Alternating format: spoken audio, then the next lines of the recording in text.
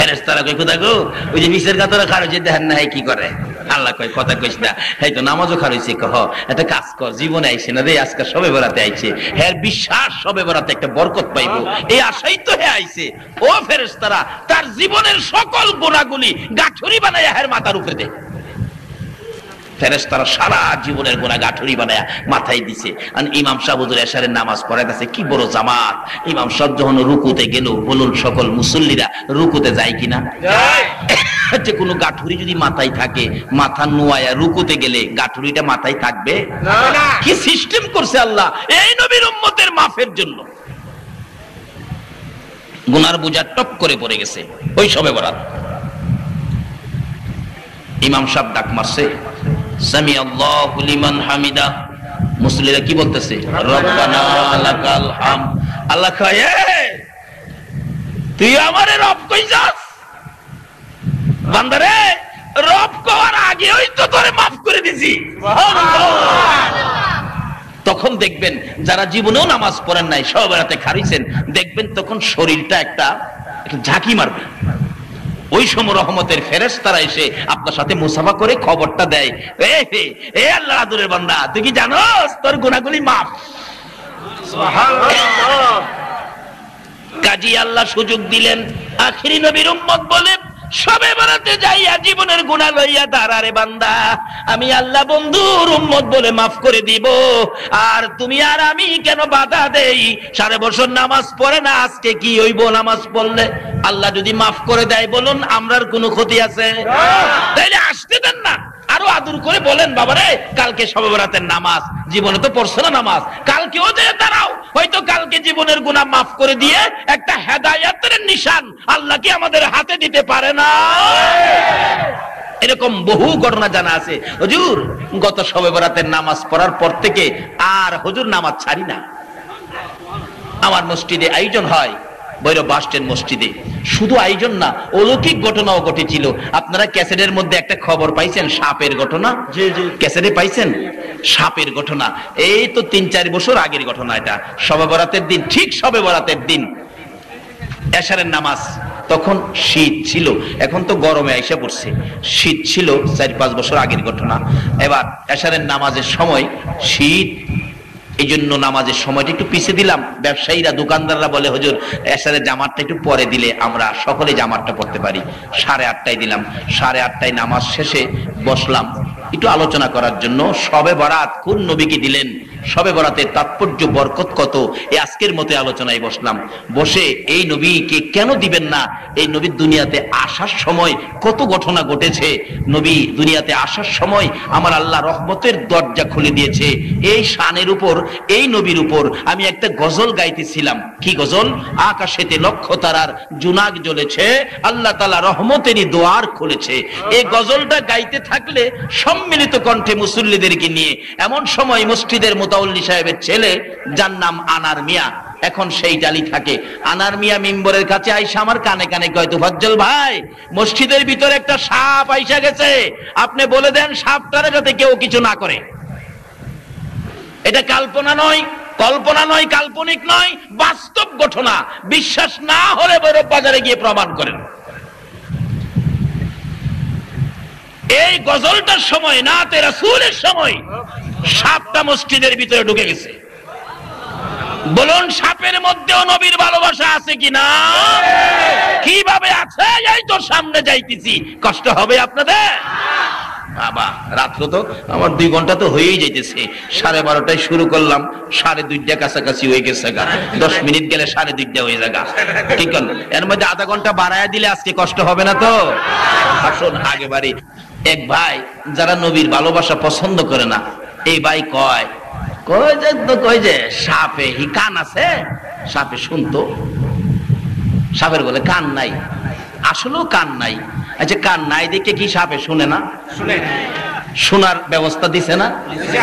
হ্যাঁ, নবীর মহব্বত, নবীর শান মানতে রাজি না আর কি।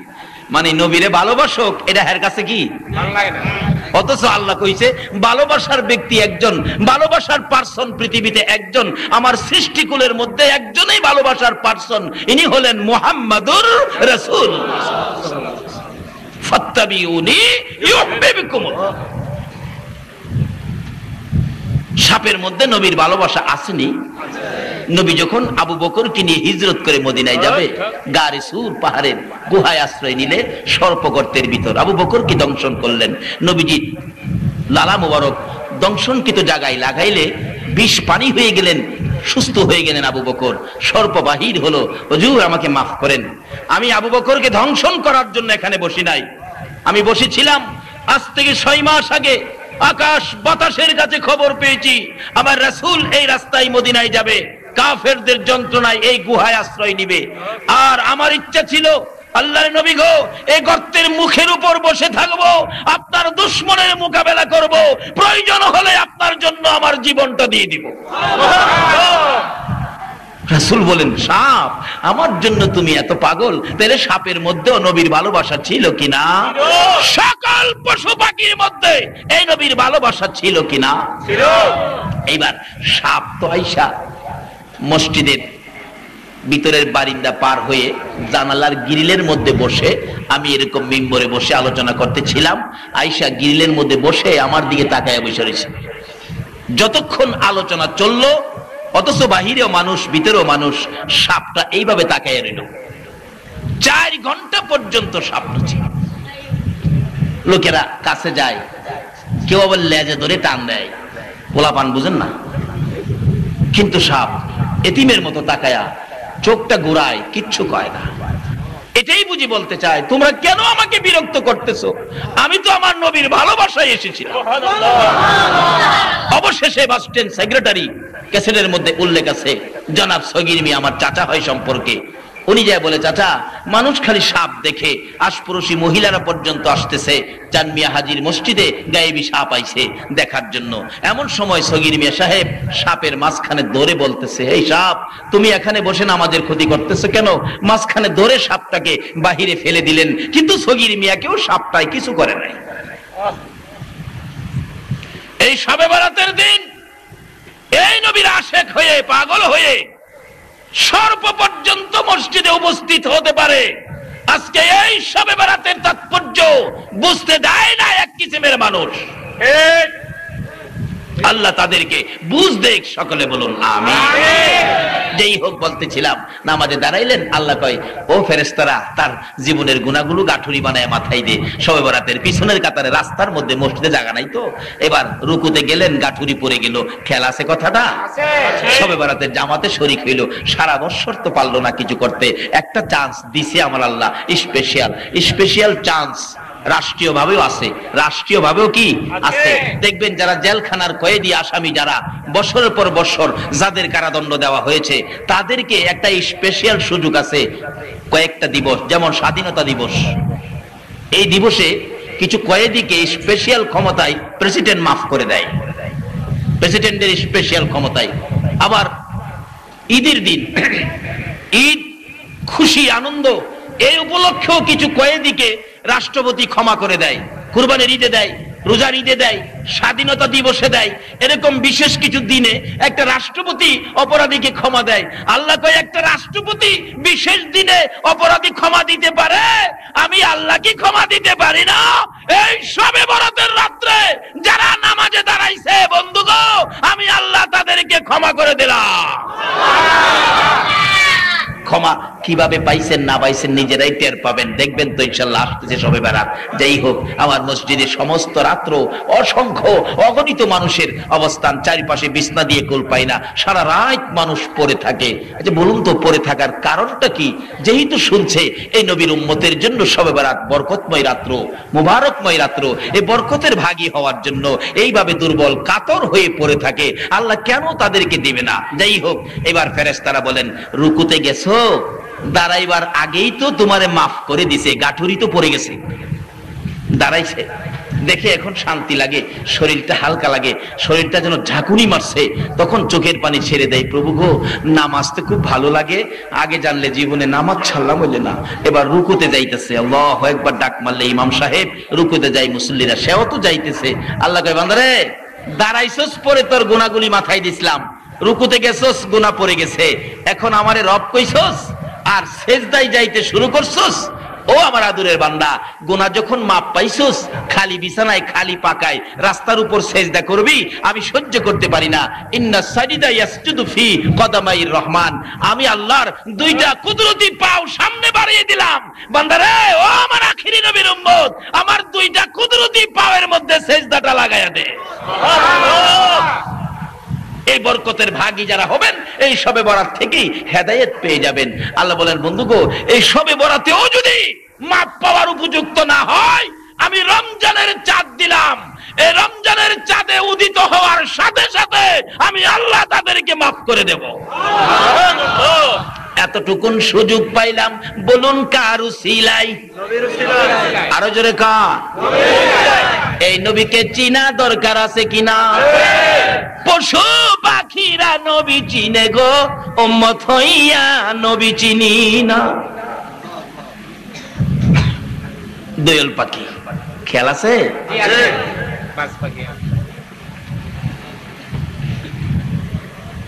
হুজুর, এই বাস পাখিটা আমার সারাদিন যাবত দৌড়াইতেছে, আমার ঘাটটা ভাঙ্গা খাইবে। খেয়াল আছে তো? কিন্তু দোয়েল পাখি মনের দুঃখ লইয়া কার কাছে আইলো? দোয়েল পাখি জানে এই নবীর কাছে গেলে দুঃখ নিবারণ হবে, কিন্তু আমরা উম্মত হইয়া, অথচ এই নবীর উম্মতের জন্য কত সুযোগ সুবিধা। আমরা তো কিছু হইলেই বাদ, নামাজ পড়লেই বাদ। এই নামাজি, সত্যিকার অর্থের নামাজি তুমি যদি হয়ে থাকো, জোহরের নামাজটা পড়ে হাত বাড়াও। প্রভু গো, আমি তো জোহরের নামাজটা পড়লাম, আসর পর্যন্ত আমার হায়াত আসেনি। যদি আসর পর্যন্ত হায়াত না থাকে, এই জোহরের নামাজটা কবুল করে আসরের আগেই আমারে মাফ করে দাও। আচ্ছা, জোহর পরে এরকম মোনাজাত করছেন, পারবেন কেউ বলতে? পারবেন না। খালি নামাজ পড়ে দেখাইতে যান আমি একটা নামাজি। নামাজ এই জন্য নয়, অহংকার তাকাব্বুরের জন্য নামাজ নয়।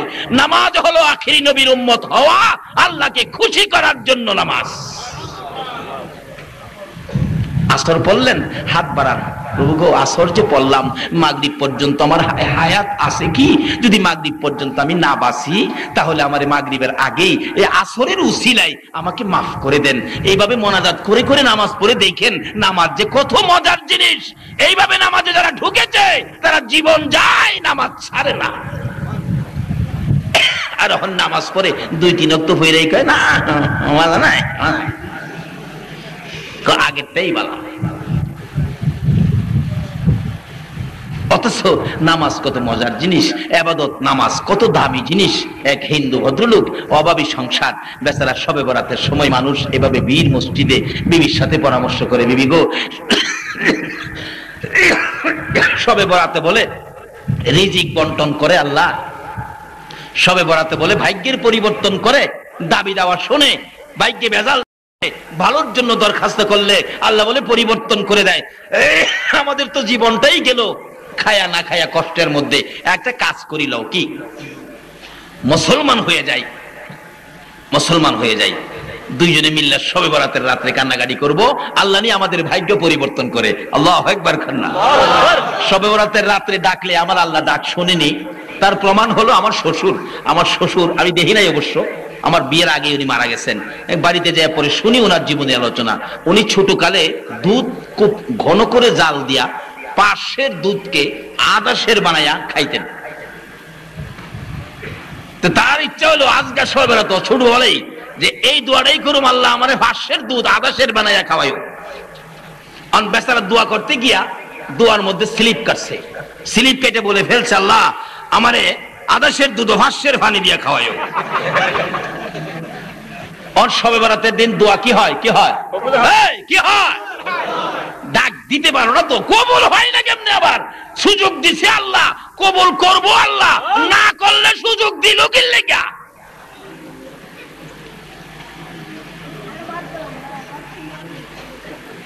দোয়া তো কবুল। আমার শাশুড়ি এখনো বেঁচে আছেন, উনি বলেন, বাবা আপনার শ্বশুর যতদিন দুনিয়ায় ছিল এই আদর্শের দুধের মধ্যে ভাষ্যের পানি দিয়া খাইতে হইছে, আর বেশি পানি কম পানি দিয়া দুধ বেশি দিয়া জাল দিয়া খাইলেই তার পেটে ব্যথা উঠতো। ব্যথার জন্য ঘন দুধ খাইতে পারে নাই, এই আদর্শের দুধ ভাষ্যের পানি দিয়া খাওয়ান লাগছে। তোই হিন্দু ভদ্রলোক দুইজনে মিলে রাখতেছে। বাবারা কষ্ট হইতেছে আপনাদের? রাত্র তো বেশি হয়ে যাইতেছে। সালাইন বলে একজন, সালাইন সালাম রে বাবা, আমার তো প্রত্যেক রাত্রে অগমা জান তো আর বাঁচে না। যাই হোক, খুশি লাগতেছে আপনারা এইভাবে শবে বরাত বোঝার জন্য বসে আছেন, রাসূলের পক্ষে নবীর ভালোবাসায় বসে আছেন। এবার হিন্দু ভদ্রলোক বলতেছেন, বাবা কি করি, মুসলমান হয়ে যাই, শবে বরাতে কান্নাকাটি করবো। শবে বরাতে মসজিদে না গিয়া একটা জঙ্গলার মধ্যে চলে গেছে, ঘরে খাবার নাই, বাচ্চা কাচ্চা ও না খাইয়া ঘুমাইছে। শবে বরাতের রাত্রে জঙ্গলায় গিয়া সেজদায় পড়ে কান্দে, মাহবুব তোমারে ডাকতে জানি না, সেজদাও তো জানি না, এতদিন ছিলাম বেদিন, এখন তো কালিমা পড়ে দিনে আসলাম। শবে বরাতে বরকত দিবা, বাজেট দিবা, রিজিক দিবা, শান্তি দিবা, সুখ দিবা, আরাম দিবা, আখিরি নবীর উম্মত বানাইবা, তারপরে আমারে জান্নাতে দিবা, সে আশায় সেজদায় পড়ে কাঁদতেছি। এই বয়সে যা করেছি ভুল করেছি, তুমি আমাকে মাফ করে দাও। মাফ করে দিল। অহন সকালবেলা যে বাড়ির যাইবো জঙ্গলার থেকে, বাচ্চা কাচ্চা তো না খায়া ঘুমাইছে, বাড়ির গেলে কি করব। অহন বলতেছে, প্রভু গো 2-3 দিন, একদিন 2 দিন তোমাকে ডাকলাম মুসলমান হইয়া, শবে বরাতের রাত্রটা কাটাইলাম, এখন বাড়িতে যে যাবো বাচ্চা কাচ্চা তো না খায়া ঘুমাইছে। আমি তো বলেছি শবে বরাতে বাজেট দিবে আল্লাহ, আর এই বাজেট আমরা খাবো, ব্যবহার করব। বাচ্চা কাচ্চা ছোটদেরকেও বুঝাইছি, শিশু বাচ্চারা, নিষ্পাপ বাচ্চারা, কোথা গো কি করব এখন? আমার তো হাতে কিছু নাই, পকেটে পয়সা নাই, আমি সকালবেলা কি নিয়ে বাড়িতে যাব? আল্লাহ আমি তোমার সারা রাত ডাকলাম, আমার বাচ্চাদের জন্য কি তুমি আমার ডাক কবুল করছো? আমাকে রিজিকের ব্যবস্থা তুমি করছো? পয়সা তো পকেটে নাই, অবশেষে কি করব? যাওয়ার সময় এক ব্যাগ বালু পড়ছে, বালু আছে না, ঘুমাই রয়েছেন আপনারা, বালু পড়ছে এক ব্যাগ, 2টা বোতলের মধ্যে পানি পড়ছে, তেলের জন্য 2 বোতল পানি। বইরা যাইতেছে আর কইতেছে, খোদা গো, ও খোদা তুমি না শবে বরাত ডাক শোনো, সুযোগ দিছো, আমি ডাকছি, বাচ্চা কাচ্চাগুলি না খাইয়া ঘুমাইছে, এখন আমারে দেখলেই তারা ভাববে আমরা মুসলমান হয়েছি, আল্লাহ আমাদের খাবারের ব্যবস্থা করবে। কোথা গো, কিন্তু আমি তো কোনো ব্যবস্থা দেখতেছি না, বিদায় আমি এক ব্যাগ বালু বললাম। আল্লাহ কো যা, চিন্তা করিস না, যাইতে থাক। বাড়ির কাছাকাছি গেছে, তার বিবি ডাকে, ও আমার সন্তানেরা উঠো, দেখো আমার কেমন আল্লাহ, আজকেই তোমাদের খাবারের ব্যবস্থা করেছে। বিবি তো খুশি, বাচ্চাদেরকে দেখায়, আর হেই বেচারা সোহের পানি সারে, খোদা গো বালু কি কি, আল্লাহ আমাকে লজ্জা দিও না, আমারে বেইজ্জতি করো না, তোমার নামের উসিলাতেই তো বালুগুলি বলছি, আল্লাহ তুমি একটা ব্যবস্থা কইরো। বাচ্চার কাছে যাইবার আগে আল্লাহ কয়, চিন্তা করিস না, আমি বালুরে অস্ট্রেলিয়ার আডা বানাবো। এই ক্ষমতা আসেনি আল্লাহর? যদি তা বিশ্বাস না হয় তাহলে ওমর ফারুক রাদিয়াল্লাহু তাআলা আনহুর জীবনী খুলুন। ওমর যখন মদিনার শাসক ছিলেন, ঘোষণা ছিল আমার রাজত্বের এলাকায় কেউ অন্যায় করতে পারবে না, কেউ মদ খাইতে পারবে না, কেউ নারী নির্যাতন করতে পারবে না, কেউ কাউরে কষ্ট দিতে পারবে না। এটা আমার রাসূলের বিধান নয়, এটা আমার আল্লাহর হুকুম নয় কাউরে কষ্ট দেওয়া।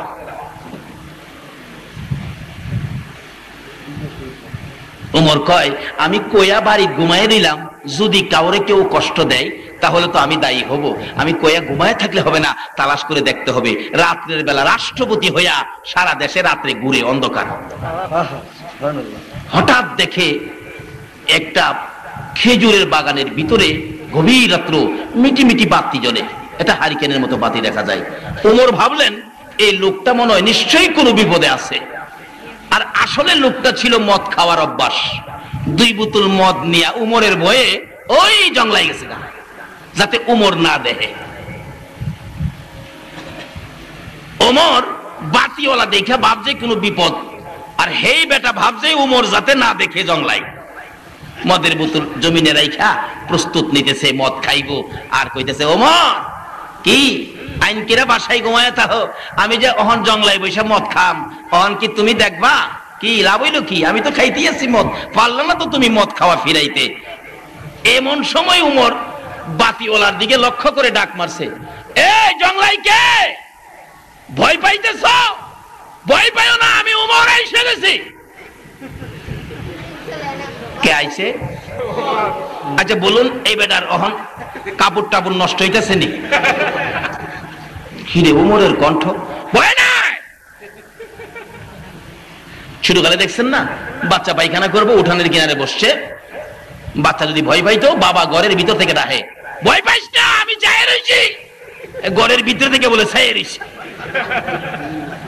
এ কথা কর অর্থ কি? বাচ্চা যেন ভয় না পায়। ওমর দূর থেকে সাহস দিলেন, ভয় পাইও না, আমি ওমর এসে গেছি। যে ওমর বাঘের কানে ধরে থাপ্পড় দেওয়ার সাহস রাখে, আমি সে ওমর এসে গেছি। আচ্ছা বলুন তো, তার পায়খানা পাতলা হয়েছে নি? এখন কি করব? মদের বোতল সামনে ফিরে রয়েছে, খেয়াল নাই, খালি উমরাই পড়ছে, করিটা কি কইটা কি কই যাবো, দিশাহারা হয়ে গেছে। উমর তো সামনে হাজির, একবার হের ফাইসা, আবার নিচে মদের বোতলের ফাইসা। উমরের মেজাজ কি নরম না গরম? এগুলি কি? আমার রাসূল মদ খাওয়া হারাম করেছে, আমি উমরের সামনে মদের বোতল।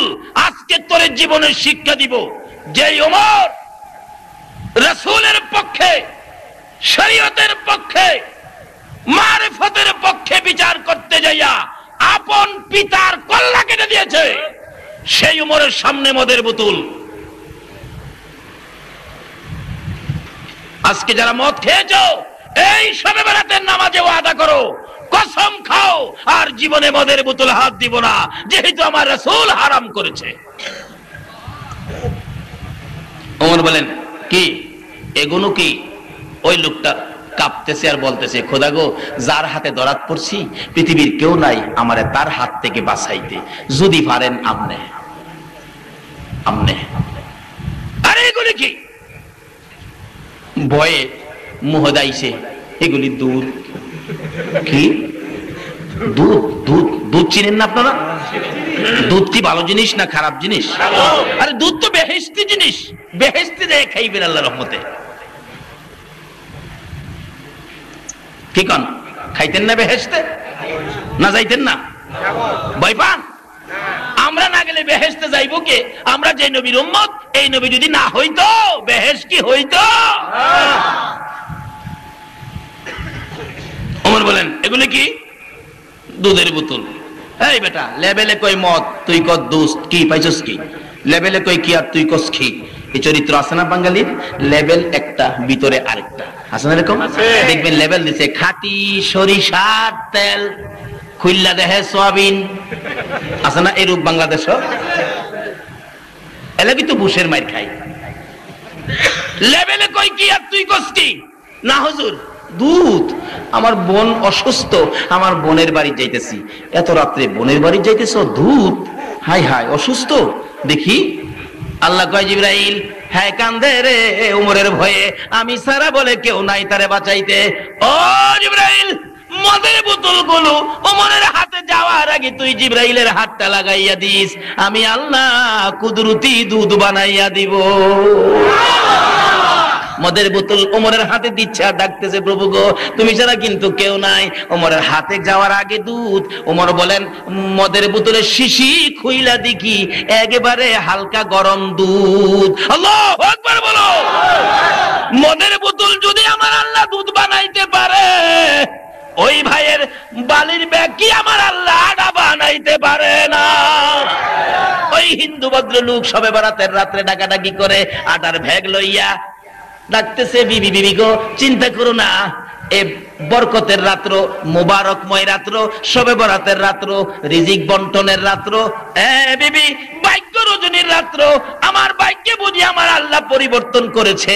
আমার ডাক শুনেছি কিনা প্রমাণ করার জন্য আনছি, মনে মনে কইতেছে আর ডাকতেছে, বিবি নে আটার ব্যাগ নে।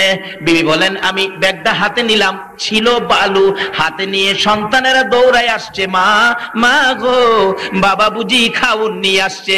আমাদের কেমন মালিক, এক রাত্রের বিনিময় এক ব্যাগ খাবারের ব্যবস্থা করেছে। বাচ্চাগুলো খুশি হইয়া ব্যাগের কারা ধরে টান্দা খুইলা দেখে ভিতরে সুন্দর অস্ট্রেলিয়ার সাদা আড়া দেখা যায়। পানির বোতল খুলে মুখটা খুলে দেখে একবারে খাঁটি সরিষার তেল, আর একটা খুইলা দেখে একবারে কলম্বু নারিকেল তেল। আল্লাহু আকবার বলো।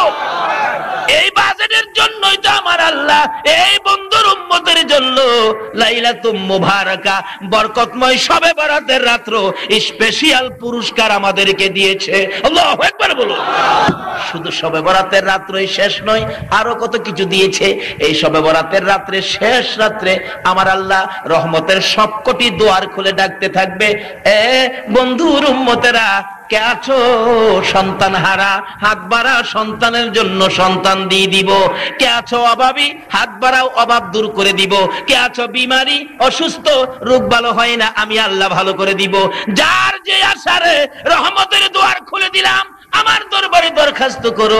এই শবে বরাতের রাত্রে আমার নবী বলেন তোমাদের সকল দরখাস্ত আমার আল্লাহ কবুল করে নেবেন। এমনকি এই শবে বরাতের রাত্রে 3টা রোজা শবে বরাত উপলক্ষে, শাবানের 13, 14, 15 রাসূল বলেন এই বিশেষ মুবারকময় রাত্রের উপলক্ষে 3টা রোজা যদি কেউ রাখে, এই 3টা রোজা রাখার কারণে হাসরের দিন আমার আল্লাহ হাসরের ময়দানে একটা বেহেশতি উট সাজায়া রাখবেন। ওই এক একজন রোজাধারকে এক একটা সাজার বেহেশতি উটে করে বিশেষ সম্মানে জান্নাতে নেওয়া হবে। সুবহানাল্লাহ। এমনকি শাবানের 3টা রোজা রাখার ওই রোজাদার সন্ধ্যার সময় যখন ইফতারি করতে বসবে, রাসূল বলেছেন, গত খুতবার আলোচনা, রাসূল বলেছেন এক একটা রোজাদার যখন ইফতার খাইতে বসবে, ইফতার মুখে দেওয়ার আগে আমি নবীর উপর, যেহেতু এটা আমার মাস, আমি নবীর উপর 3 বার যদি কেউ দুরূদ শরীফ পড়ে ইফতারটা মুখে দেয়, তার জীবনের সকল গুনাহ আমার আল্লাহ মাফ করে দিবে। সুবহানাল্লাহ। লাইলাতুল কদরি খায়রুম মিন আলফি শাহর। বন্ধু, একটা রাত্র তোমার উম্মতের জন্য দিলাম, যে রাত্রটার নাম হলো কদর। এক রাত্রের বিনিময় ওই সামাউনের মতো 1000 মাস দিনের বেলা জিহাদ, রাত্রের বেলা ইবাদত। সামাউন দিনে জিহাদ, রাতে ইবাদত করে যে নেকি কামাইছে, আপনার উম্মতের জন্য একটা রাত্র দিলাম যার নাম কদর। এর বিনিময় এর চেয়ে বেশি নেকি আপনার উম্মতের দান করে দিলাম। সুবহানাল্লাহ, তাকবীর, আল্লাহু আকবার। ইয়া রাসূলুল্লাহ, ইয়া গাউসুল আজম দস্তে মাওলানা তাফাজ্জুল হোসেন বৈলবী সাহেব। আসুন বাবারা, শেষ পর্যায়ে চলে গেলাম। যে নবীর উসিলায় এত কিছু পাইলাম, এই নবীকে চিনা আমাদের দরকার আছে কিনা? তাই তো বললাম, দয়াল পাকি নবী চিনে, উম্মত হইয়া নবী চিনি না। শেষ পর্যায়ে এসে গেলাম। খেয়াল আছে কথাটা? দয়াল পাখি কো নবী গো, এই বাজ পাখিটা আমারে খাইবার লেগে সারাদিন দৌড়াইতেছে, কোথাও জীবন বাঁচাইতে পারতেছি না। নবী গো, আপনার কাছে আসলাম জীবনটা বাঁচাইতে। দয়াল পাখির অবস্থা দেখে রাসূল জিগে, বাজ পাখি কি ব্যাপার? বাজ পাখি কয়, নবী গো, সারাদিন পেটের খিদার যন্ত্রণায় কলিজাটা জ্বলতেছে হুজুর, রাত্রে খাউন পাই নাই, গাছের ডালে বইয়া ঘুমাইছি, সকালবেলা ওইটা পেটের খিদার যন্ত্রণা সহ্য করতে পারি না, এই দয়াল পাখিটারে হুজুর দৌড়াইতেছি, দরতাল্লে খায়া আমার কলিজাটা ঠান্ডা করব হুজুর, এইটা এই আশায় আমি দৌড়াই। রাসূল দেখে সমস্যা কাউর চেয়ে কাউর কম না। আচ্ছা, এরকম একটা বিচার যদি আজকালকার দিনে আমাদের দেশে আইতো, তাইলে আমাদের দেশের বিচারকরা কি কইতো? দয়াল, তুই দেলা 5000, তুই দেলা 5000, 2 মাস পরে বিচার হইব। এরকম রূপ আছে না আমরা বাংলাদেশে? এদেশের বিচারকটাও বিচার করে টাকা খায়া আবার নামাজও পড়ে, কি লাভ হবে? রাসূল বলেছেন, 1 নলা খাবার হারামের থাকলে 40 দিন পর্যন্ত একটা নামাজও কবুল হবে না। বাবারে, নিজের চরিত্র পরিষ্কার করো। কত সুযোগ এই নবীর উসিলায়, এই নবীর কথা মতো জীবনটারে গড়ে তোলো। আল্লাহ সেই তৌফিক দেখ, সকলে বলুন আমিন। কিন্তু নবী বিচার করে, কি সুন্দর বিচার। ও বাবা বিচারকরা, এই বিচার করে যদি মরতে পারো, সবচেয়ে বড় পুরস্কারটা আমার আল্লাহ তোমাকে দিবে। বিনা হিসাবে আমার আল্লাহর পাশে নিয়ে তোমাকে বসাবে, যদি সেই বিচার করতে পারো, ঘুষ না খায়া সঠিক বিচার যদি করতে পারো। এবার নবী বিচার করে, দয়াল পাখি আয়, টান দিয়ে হাতে বসাইছে। নবীজির হাতে যে পাখিটা বসছে, বলুন এই পাখির দাম বাড়ছে কিনা? আজকে পাখিটা ছোট্ট দোয়েল পাখি, বলুন আমাদের দেশে এটা কোন পাখি হয়েছে? জাতীয় পাখি হয়ে গেছে। অথচ এর চেয়ে বড় কত পাখি আছে, আছে না? এইটা দেখলে বাইরে মারতে যায়, আর এটারে জাতীয় পাখি বানায় কেন? নবীর আদর পাইছে। নবীর আদর পাইলে, শুধু একটা পাখি যদি জাতীয় পাখি হইতে পারে, নবীর আদর পাইলে কোন উম্মত, আল্লাহ বলেন সে আমার জান্নাতি হবে। জোরে কোন সুবহানাল্লাহ। যাও, তোমার ভয় নাই, যাও। দোয়েল পাখি খুশি উইরা উইরা যাইতেছে। বাস পাখি কই খাইছে আমারে, দোয়েলটা যখন চাইরা দিছে এতে আমারে বুঝি ধরবো। দোয়েল পাখি বিদায়। এই বাস পাখি, হুজুর মাপ চাই, আমি আর খাইতাম না হুজুর, খাওয়ান লাগলাম, সাইরা দিন জায়গা। আচ্ছা হ্যাঁ রে, দইরা রাখছিন? হ্যাঁ তো দূরেই বসা, সাইরা দিন হুজুর জায়গা। কয় না এদিকে হুজুর মাফ করে দেন, খাইতাম না হুজুর, খাইতাম না। আর এদিকে আয় না, তোর না বলে ফেরে খিদা, আয় এদিকে আয়। বাস পাখি একটা পাও সামনে দেয়, তিনটা পিছে দেয়। আরে বাবা আস না এদিকে, হুজুর আমি আর খাইতাম না তো, বিদায় দেন জায়গা। আমার নবী ডাকে, বাস পাখি রে, তোর না পেটে বড় খিদা ছিল? রে বাস পাখি আয়, আমি নবীর পাশে আয়, তোর পেটের খিদা লইয়া আমি নবীর গাল মুবারক থেকে 2 টুকরা গোশত খাইয়া রে তোর কলিজা ঠান্ডা করে যা। বাস পাখি চোখের পানিগুলো জর্জর করে ছেড়ে দিলেন। ইয়া রাসূলুল্লাহ, আর আপনার গাল মুবারকের গোশত খেতে হবে না, আপনার সুন্দর বিচার দেখে, আপনার সুন্দর চেহারা দেখে গো আমি বাস পাখির কলিজা এমন ঠান্ডা হয়েছে, জীবনে আর খাইতে হবে না। এই ছিল নবী, এই নবী ছিল রাহমাতাল লিল আলামিন, সকল সৃষ্টির জন্য যিনি রহমত। আজকে সেই নবীকে রহমত হিসাবে আমরা পারছি না ব্যবহার করতে। আসুন সেই নবীর জন্য শবে বরাত, সেই নবীর জন্য শবে কদর, সেই নবীর জন্য শবে মেরাজ, এই সমস্ত স্পেশাল সুযোগ সুবিধাগুলো দেওয়ার কারণ হলো এই নবীর উম্মতের মাফ করে দেওয়া। এই নবীর উম্মতের এত সহজ মাপের রাস্তা যে আল্লাহ করে দিলেন। আসুন সে আল্লাহকে চিনি, সেই নবীর উম্মত হই, সে নবীর কথা মানি, আমরা নামাজি হই, মা বাবার খেদমত করি, সুদ ছাড়ি, ঘুষ ছাড়ি, মদ খাওয়া ছেড়ে আল্লাহ আল্লাহ রাসূলের ভালোবাসার মালা গলায় পরি। যেদিন আদাত উপরে সূর্য থাকবে, মাথার মগজ গলে গলে নাকে চোখে কানে দিয়ে বাহির হবে, এদিন শবে কদর আপনার উপর রহমতের ছায়া ধরে বলবে, বন্ধু আসো, তোমার কোনো ভয় নাই, আমি শবে কদর তোমাকে জান্নাতে নিয়ে যাব। এই বিশেষ রাত্রগুলো এই নবীর উম্মতের জন্য বাজেট। আসুন এই রাত্রগুলোর সাথে সম্পর্ক করি, এই শবে বরাতের সাথে সম্পর্ক করি। 3টা রোজা অন্তত পক্ষে 13, 14, 15 রাখি। নবীজি 3টা রোজা অবশ্যই রাখতেন। মা বোনদেরকেও বলবেন তোমরাও 3টা রোজা রাখো, আর 3টা যদি একেবারে না পারেন অন্তত পক্ষে 2টা রোজা করেন, 14, 15। আল্লাহ আমাদেরকে সেই শক্তি, সেই বুঝ দান করো। সকলে বলুন আমিন। রব্বুল আলামিন জান্নাতের বাগানে বসে জান্নাতি মেহমান লইয়া আমি গুনাহগার এ গভীর রাত্রে তোমার শাহী দরবারে হাত বাড়াইলাম। আমিন। মাবুদ একবারে খালি হাত বাড়াই নাই, তুমি যার প্রেমে সব বানাইছো, যার উপর দুরূদ ও সালাম প্রেরণ করতেছো, ওই নবীর উপর দুরূদ ও সালাম মদিনা পাঠাইলাম। আমিন। তুমি আল্লাহ নামের জিকির ও আদায় করলাম। আমিন। মাবুদ এই শাবান চাঁদে সমস্ত রাত্র পার করে দিয়ে তোমার হাবিবের উপর দুরূদ সালাম মদিনা পাঠিয়ে তোমার নামের জিকির করে আমরা যারা হাত বাড়াইছি, মাবুদ রে জানি না জীবনে আর কতদিন হাত বাড়াইতে পারবো, জানি না কবে জানি মৌতের চিঠি দিয়ে আজরাইল পাঠাইয়া দাও, কবে জানি বাড়ি ঘর এতিম হয়ে যাবে, কবে জানি সন্তানেরা এতিম হয়ে যাবে। এ বরকতময় শাবান চাঁদে আমরা যারা হাত বাড়াইছি, মাবুদ রে এক নবীর জন্য যদি এত কিছু করতে পারো, তুমি কি নবীর উম্মতের মাপ দিতে পারো না? ঘুরাইও না, ফিরাইও না, কার জীবনে কত গুনাহ হিসাব জিগাইও না, কে নেককার কে গুনাহগার, কে মেয়ে কে পুরুষ, কাউরে কিছু কইও না। এই মাহফিলের উসিলায় পবিত্র শাবান চাঁদের খাতিরে আমাদের তামাম জিন্দেগীর গুনাহগুলো ক্ষমা করে দাও। মাবুদ ক্ষমা চাইলাম রে জীবনের গুনাহ, তোমার দরবারে ক্ষমা চাইলাম, তুমি ক্ষমা করছো নিগো আল্লাহ। একটা ডাক দেন না, আল্লাহ ও আল্লাহ, হে আল্লাহ, মাবুদ, জীবনের গুনাহ মাপের আশায় তোমার বান্দারা দি তোমার আল্লাহ আল্লাহ গুইয়া ডাকলো। ওই মা বাবা যার কবরে ঘুমিয়েছে, এই মাহফিলের উসিলায় তাদের কবরগুলো জান্নাতের বাগান বানাইয়া দাও। মাবুদ, শুধু জান্নাত নয়, কবরগুলো দয়ার নবী মায়ার নবী রওজার সাথে যোগ করে দাও। ইয়া আল্লাহ, যাদের মা বাবা দুনিয়াতে আছে হায়াত বাড়িয়ে দাও। ইয়া আল্লাহ, মা বাবা কেমন জিনিস বুঝার তৌফিক ছেলে মেয়েদেরকে দান করে দাও।